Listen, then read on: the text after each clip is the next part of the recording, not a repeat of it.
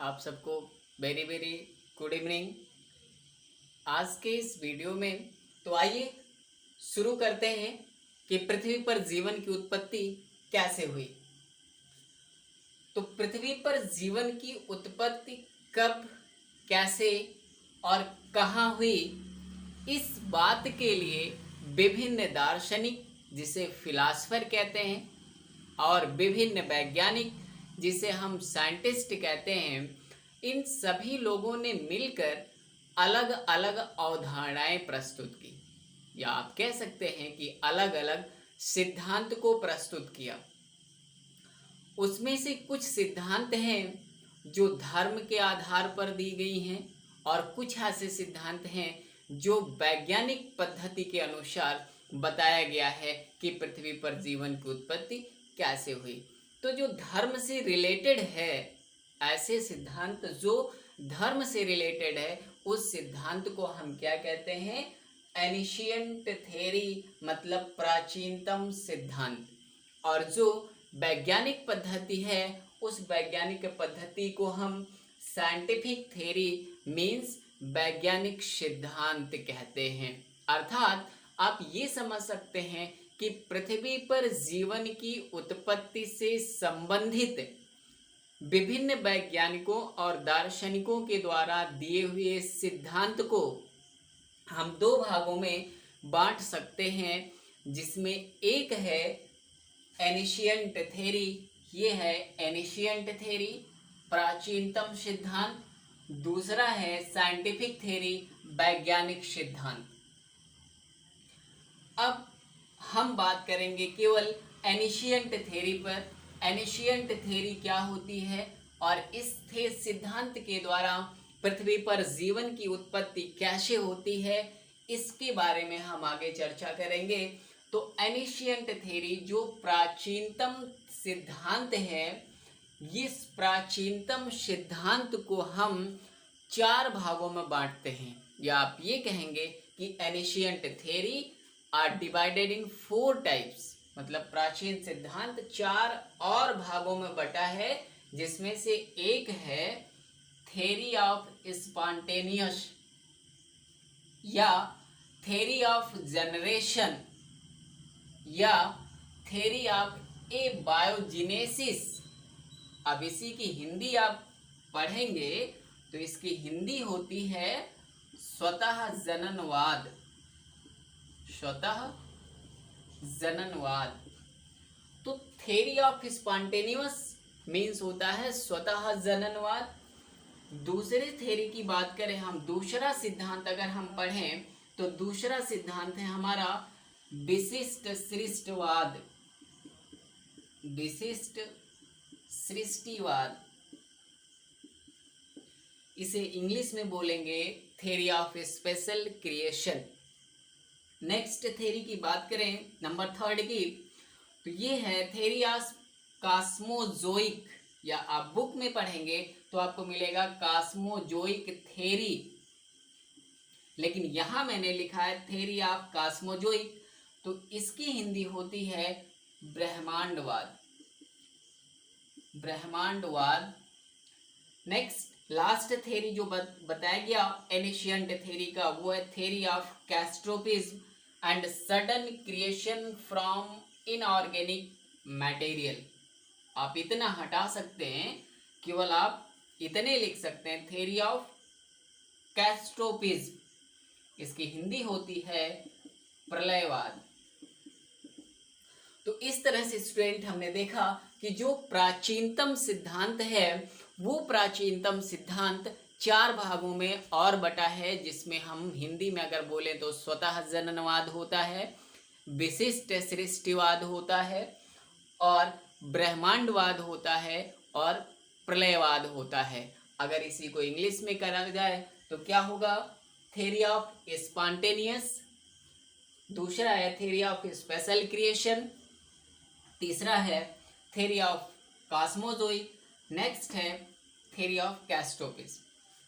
अब हम यहाँ किसी एक सिद्धांत को पढ़ते हैं स्टूडेंट, जो यहाँ पे जो यूपी बोर्ड के लिए हमारा इम्पोर्टेंट टॉपिक है, जो अल्टरनेट आता है, वो स्वतः जननवाद 2 नंबर में कभी कभी पूछ लेता है स्वतः जननवाद, या फिर 2 नंबर में कभी कभी पूछ लेता ब्रह्मांडवाद, या फिर लास्ट में 2 नंबर के लिए कभी कभी प्रलयवाद पूछ लेता है।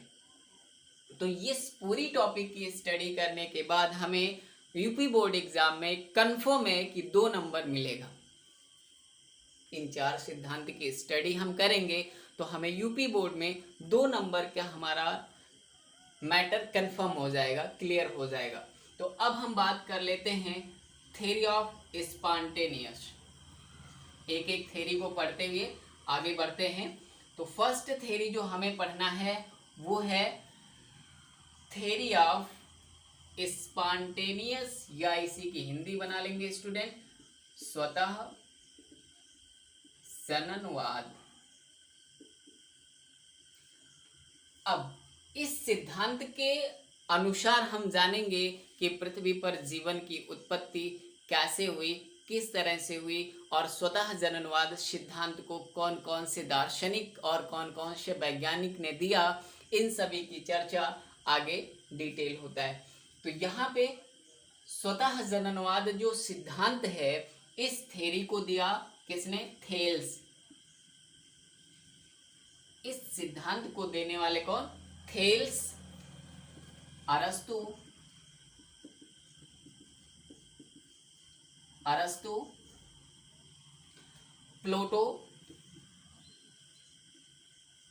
प्लूटो, इसके बाद अनेक्सिमेंडर।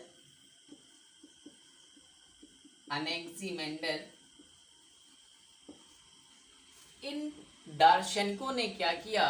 स्वतः जननवाद सिद्धांत दिया। तो आप इतना कंफर्म हो गया कि स्वतः जननवाद सिद्धांत किसने दिया? थेल्स, अरस्तु, प्लूटो, अनेक्सिमेंडर, और एक हैं एम्पीडोक्लेस। तो इनके अनुसार पृथ्वी पर जीवन की उत्पत्ति कैसे होती है, ये हमें पढ़ना है। तो इनके अनुसार, या आप लिखेंगे इसके लिए कि इस सिद्धांत के अनुसार पृथ्वी पर जीवन की उत्पत्ति तालाब के कीचड़ से समझा जाता है। अर्थात ये जीवन की उत्पत्ति तालाब के कीचड़ से मानते हैं, और ये मानते हैं कि तालाब के कीचड़ में क्या है? फ्रॉग, मेढक, फिश, मछलियाँ, स्नैक, सांप और टर्टाइल, कछुए आदि की उत्पत्ति अपने आप होती है। इसीलिए इसका नाम क्या पड़ा? स्वतः जननवाद पड़ा। तो आप अगर स्वतः जननवाद एग्जाम में लिखने के लिए आता है तो आप कुछ नहीं, बस केवल इतना करेंगे कि स्वतः जननवाद का जो सिद्धांत है वो थेल्स, अरस्तु, प्लूटो और एनेक्सिमेंडर के द्वारा दिया गया, और इन लोगों का मानना है कि पृथ्वी पर जीवन की उत्पत्ति तालाब के कीचड़ से हुआ है, और उस कीचड़ में सांप, कछुआ, मछली, मेढक आदि की उत्पत्ति स्वतः होती है। ये है स्वतः जननवाद का सिद्धांत। ये सिद्धांत काफी दिनों तक चलता रहा। इसके समर्थन में, स्वतः जननवाद के समर्थन में एक दार्शनिक आए, वॉन हेलमेंट नाम था उनका, वॉन हेलमेंट। इन्होंने एक पसीने से भीगी हुई कमीज को गेहूं में रख दिया, और इन्होंने इतना दावा किया कि उस कमीज, पसीने से भीगी हुई कमीज में अगर गेहूं रख देते हैं तो 21 दिन के बाद चूहों की उत्पत्ति अपने आप हो जाती है। तो एक तो इन्होंने स्वतः जननवाद दिया, और उसके बाद में वॉन हेलमेंट ने क्या कर दिया? इनका सपोर्ट कर दिया, समर्थन कर दिया, और ये सिद्धांत चलता रहा। तो ये स्टूडेंट हो गया स्वतः जननवाद। अब देखिए, कुछ दिनों तक ये सिद्धांत चलता रहा, लेकिन अरस्तु ने क्या किया?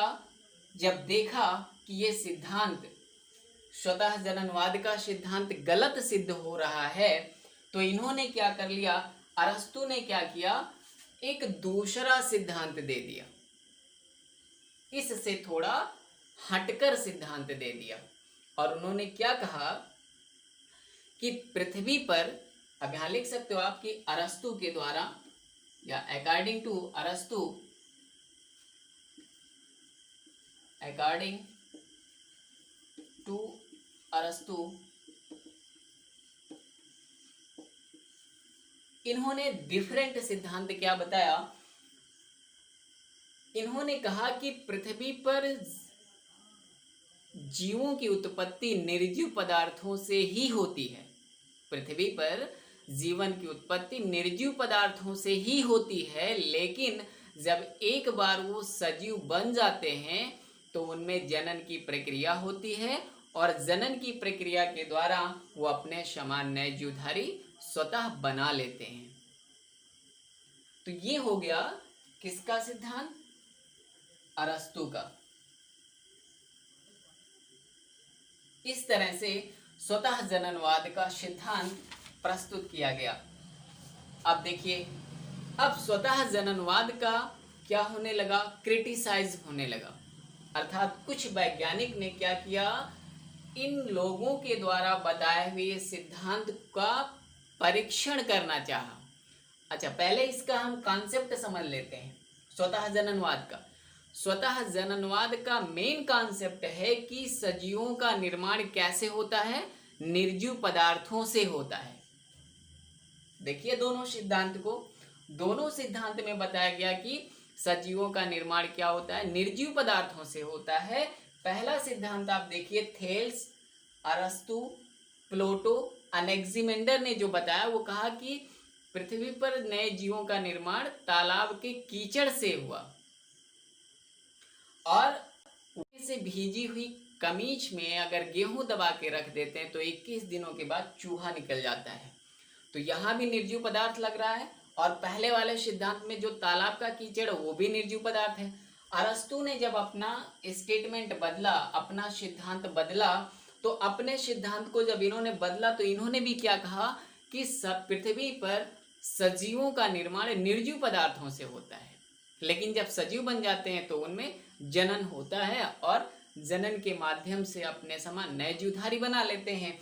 तो ये तीनों सिद्धांत में आप देख रहे हैं कि पृथ्वी पर जीवन की उत्पत्ति या स्वतः जननवाद किसका सपोर्ट करता है, निर्जीव पदार्थों से। सपोर्ट किसका करता है, नॉन लिविंग मैटर से किसका निर्माण, लिविंग का फॉर्मेशन। अर्थात ये स्वतः जननवाद क्या कर रहा है, सपोर्ट कर रहा है, समर्थन कर रहा है कि निर्जीव से ही सजीव का निर्माण होता है। ओके स्टूडेंट, अब हम बात करते हैं कि इसका प्रयोगात्मक परीक्षण किसके द्वारा हुआ, और प्रयोगात्मक परीक्षण के द्वारा इस सिद्धांत की आलोचना भी बहुत ज्यादा हुई और एट लास्ट लुईस पाश्चर के द्वारा एक प्रयोग किया गया जिससे ये स्वतः जननवाद सिद्धांत कंप्लीटली खत्म हो गया। अब हम लेकिन अगर यूपी बोर्ड के लिए आपके लिए ये क्वेश्चन आता है तो आप उतने लिखेंगे जितना मैंने पहले बताया है, लेकिन अब हम आगे आपको और डिटेल समझाते हैं अदर कंपटीशन के लिए। तो यहाँ पे 17वीं, 18वीं और 19वीं सदी में, सेंचुरी में 17वीं, 18वीं और 19वीं सदी में क्या किया, स्वतः जननवाद का परीक्षण करना शुरू किया गया। स्वतः जननवाद का परीक्षण करना शुरू किया गया और उस परीक्षण के माध्यम से ये निष्कर्ष निकला कि पृथ्वी का जो वर्तमान प्रेजेंट क्लाइमेट है, वर्तमान जलवायु है, उसमें निर्जीव पदार्थ के द्वारा सजीव का निर्माण नहीं हो सकता। अर्थात 18वीं सदी में जब प्रयोग किया गया स्वतः जननवाद का, तो ये निष्कर्ष निकल के आया हमारे सामने कि पृथ्वी पर निर्जीव पदार्थ से सजीव नहीं बनते हैं, बल्कि सजीव पदार्थ से ही सजीव बनते हैं। तो इस निष्कर्ष में जब ये बताया गया कि सजीव पदार्थों से ही सजीव का निर्माण होता है, तो उस सिद्धांत को क्या कह दिया गया? जीवात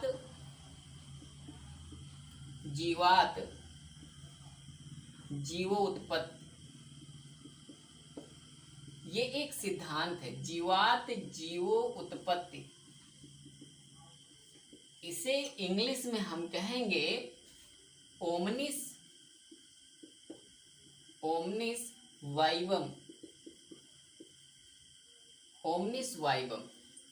और ओमनिस वाइवम अर्थात जीवात जीवोत्पत्ति सिद्धांत जो दिया था, वो देने वाले वैज्ञानिक थे हार्वे और एक और वैज्ञानिक टी.एच. हक्सले। तो यहाँ पे कंपटीशन में एक नंबर के लिए क्वेश्चन आ जाता है, ओमनिस वाइवम थ्योरी किसने दिया? तो वो हार्वे और टी.एच. हक्सले ने दिया। या जीवात जीवोत्पत्ति सिद्धांत कभी कभी यूपी बोर्ड में एक नंबर के लिए आता है, जीवात जीवोत्पत्ति सिद्धांत निम्न में किसने दिया? तो 4 ऑप्शन होते हैं, तो ये जीवात उत्पत्ति सिद्धांत दिया। अब इसके बाद इस सिद्धांत के समर्थन में, अर्थात इस सिद्धांत से जब परीक्षण होने के पश्चात ये सिद्ध हो गया कि निर्जीव पदार्थों से जीवन की उत्पत्ति नहीं हो सकती, बल्कि सजीव पदार्थ से ही जीवन की उत्पत्ति होती है, तो इसी सिद्धांत को जीवात जीवोत्पत्ति सिद्धांत कहा। अब इस सिद्धांत के सपोर्ट में क्या किया गया? बहुत सारा एक्सपेरिमेंट किया गया, ठीक है। और उस एक्सपेरिमेंट से ये निष्कर्ष निकला कि निर्जीव पदार्थ से सजीव नहीं बनते हैं, बल्कि सजीव से ही सजीव बनते हैं। ओके स्टूडेंट, अब इस सिद्धांत के सपोर्ट में और नॉन लिविंग से लिविंग का जो थ्योरी है उसको गलत सिद्ध किया गया, और लिविंग से लिविंग का जो थ्योरी है उसको सिद्ध किया गया। और इसको सिद्ध करने के लिए इसके सपोर्ट में सबसे पहले वैज्ञानिक आए कौन? सबसे पहले वैज्ञानिक थे, इन्होंने एक्सपेरिमेंट किया, फ्रांसिस्को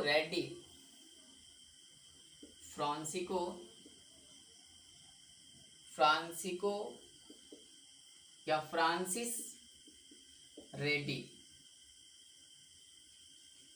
ये पहले ऐसे साइंटिस्ट हैं जिन्होंने क्या किया था? स्वतः जननवाद का प्रयोगात्मक परीक्षण किया था। अब क्या प्रयोगात्मक परीक्षण किया? इन्होंने क्या किया था? मरे हुए सांपों, मछलियों तथा कुछ अन्य मांस के टुकड़े लिए, और उस मांस के टुकड़े को इन्होंने 2 जार में रख दिया, और एक जार को फिलामेंट मेम्ब्रेन से, अब मान लेते हैं कि ये हो गया जार, एक ये और एक ये,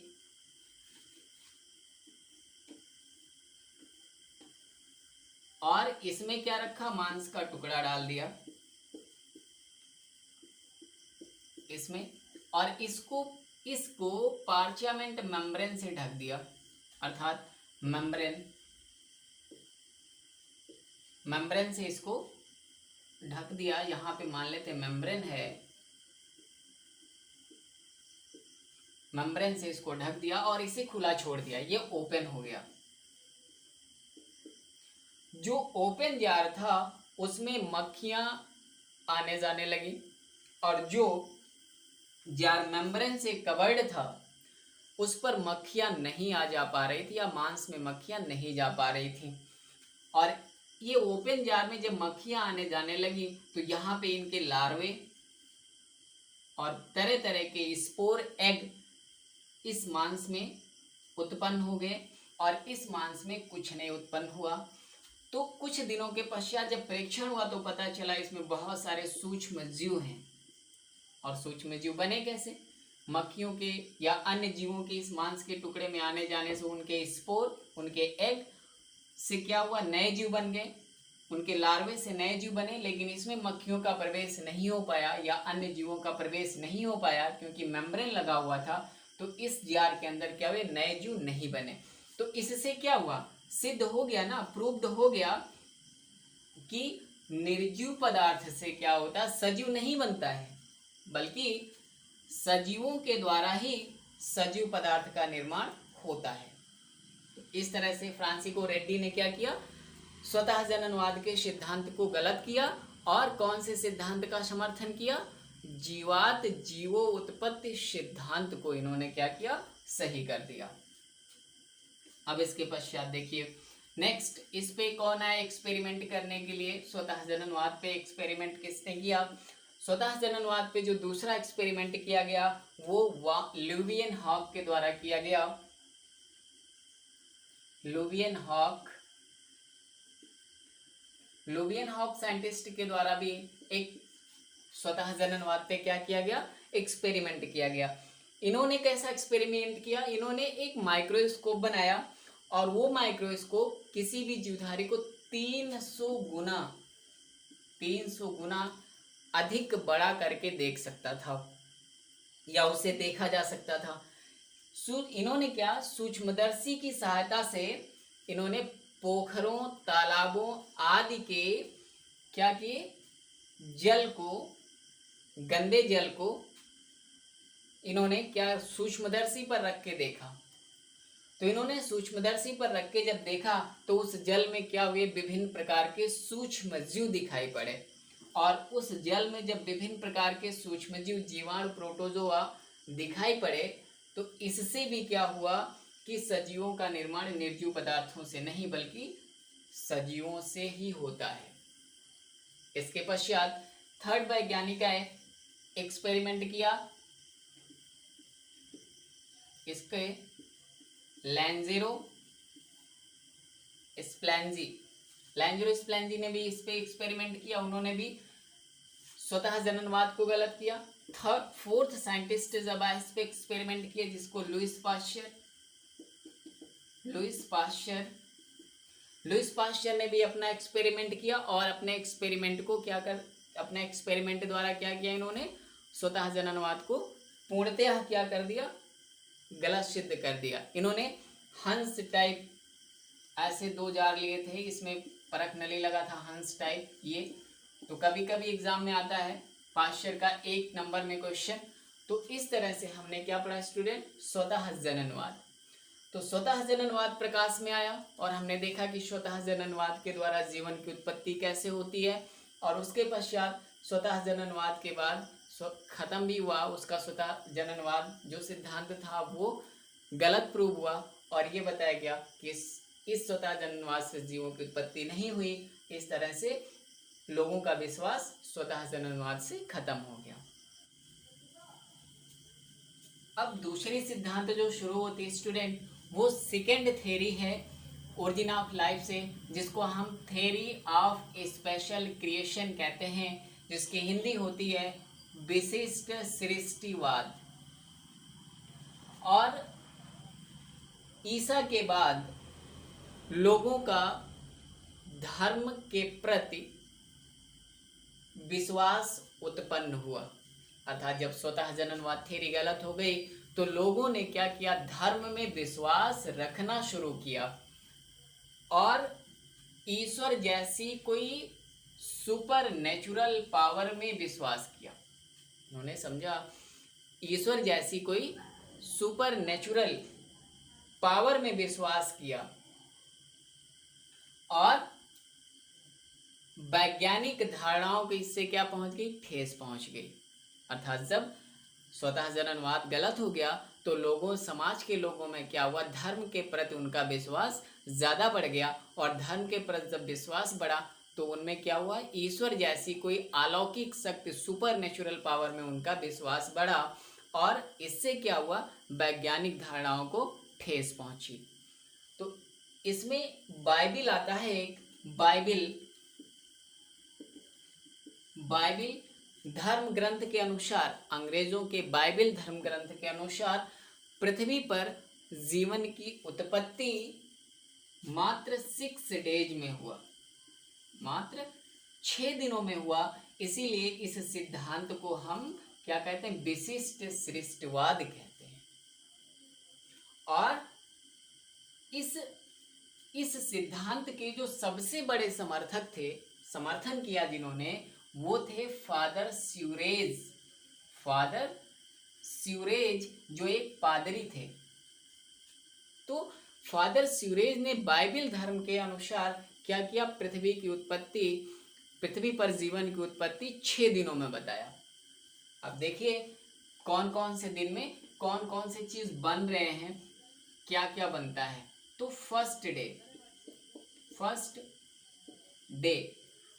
डे में इन्होंने क्या बनाया? पृथ्वी और स्वर्ग बनाया।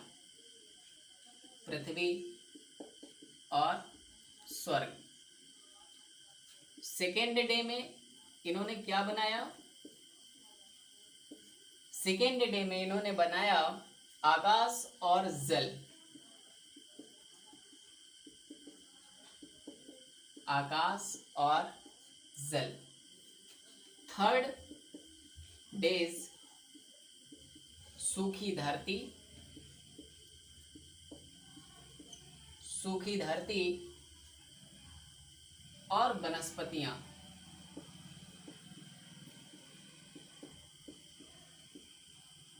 वनस्पतियां। फोर्थ डेज में इन्होंने सूर्य, चंद्रमा और तारे। सूर्य, चंद्रमा और तारे। फिफ्थ डेज में इन्होंने बनाया मछलियां एवं पक्षियां। मछलियां और पक्षियों को। और 6 डेज में इन्होंने बनाया मनुष्य तथा स्थलीय जंतुओं का। मनुष्य तथा स्थलीय जंतुओं को। तो इस तरह से, इसीलिए इस सिद्धांत को क्या कहते हैं? विशिष्ट सृष्टिवाद। अर्थात मात्र 6 दिनों में पूरी पृथ्वी पर जीवन की उत्पत्ति कर दी इन लोगों ने। इसके बाद ये तो रहा फादर स्यूरेज। इस सिद्धांत को किसने माना? फादर स्यूरेज ने दिया। और ये किसके अनुसार है? अंग्रेजों के बाइबल के अनुसार है। अब आते हैं थर्ड थ्योरी स्टूडेंट, जिसे हम कहते हैं थ्योरी ऑफ कॉस्मोजोइक, या इसकी हिंदी होती है ब्रह्मांडवाद। तो ब्रह्मांडवाद थ्योरी के अनुसार पृथ्वी पर जीवन की उत्पत्ति कैसे हुई, आइए इसके बारे में हम जानते हैं। तो सबसे पहले ये पढ़ते हैं कि ब्रह्मांडवाद किसके द्वारा दिया गया, या कॉस्मोजोइक थ्योरी का समर्थन कौन किया, सपोर्ट कौन किया। तो इस थ्योरी के समर्थन या इस थ्योरी को प्रस्तुत करने वाले रिचटर, एक दार्शनिक रिचटर, दूसरा दार्शनिक था प्रेयर, तीसरा दार्शनिक था होम हेज, अगला दार्शनिक है आर्हीनियस, नेक्स्ट है होइल और लास्ट है बॉन्डी। तो इतने दार्शनिक Richter, prayer, home hedge, Arrhenius, होइल और बॉन्डी नामक दार्शनिक ने क्या किया था? ब्रह्मांडवाद को प्रस्तुत किया था। इनके अनुसार पृथ्वी पर जीवन की उत्पत्ति का प्रश्न ही नहीं उठता, क्योंकि जीवन क्या है? अमर है। और ब्रह्मांड की उत्पत्ति के समय ही क्या हुए थे? सजीव और निर्जीव पदार्थ का निर्माण हो गया था। ये इतना कौन कह रहा है? Cosmozoic theory. लेकिन आगे ये लोग बताते हैं कि ब्रह्मांड के किसी अज्ञात भाग से या नक्षत्र से स्पोर द्वारा पृथ्वी पर जीवन का निर्माण हुआ है। अर्थात जिस तरह से पृथ्वी हमारी एक ग्रह है, ऐसे ही बहुत सारे ऐसे ही अन्य ग्रह भी हैं, और उन अन्य ग्रह से क्या हुआ है, विभिन्न प्रकार के स्पोर आए और इस पृथ्वी पर जीवन का निर्माण करके चले गए, ये बताते हैं। लेकिन ये सिद्धांत भी गलत है, क्योंकि पृथ्वी जैसा जीवन और पृथ्वी जैसा मनुष्य किसी अन्य ग्रह पे है ही नहीं है, संभव ही नहीं है। इसके पश्चात क्या हुआ, आर्हीनियस ने क्या बताया, थोड़ा डिफरेंट कर दिया। आर्हीनियस ने बताया कि सारे ब्रह्मांड में विभिन्न प्रकार के जो स्पोर हैं वो एक नक्षत्र से दूसरे नक्षत्र में आ जा सकते हैं, और वही स्पोर दूसरे नक्षत्र से होकर पृथ्वी पर आए और जीवन का निर्माण करके वापस चले गए। ये हो गया कॉस्मोजोइक थ्योरी। अब इसको एग्जाम में लिखने के लिए स्टूडेंट आप इतना लिखेंगे कि ब्रह्मांडवाद थ्योरी रिचटर, प्रेयर, होमहेज, आर्हीनियस, होइल तथा बॉन्डी नामक दार्शनिक के द्वारा दिया गया, और इनके अनुसार पृथ्वी पर जीवन की उत्पत्ति किसी ब्रह्मांड में अन्य नक्षत्र और ग्रह से हुई, क्योंकि अन्य नक्षत्र और ग्रह पृथ्वी पर आ जा सकते हैं और उन्हीं के स्पोर से, उन्हीं के एग से क्या हुआ, नए जीवधारी का निर्माण हुआ।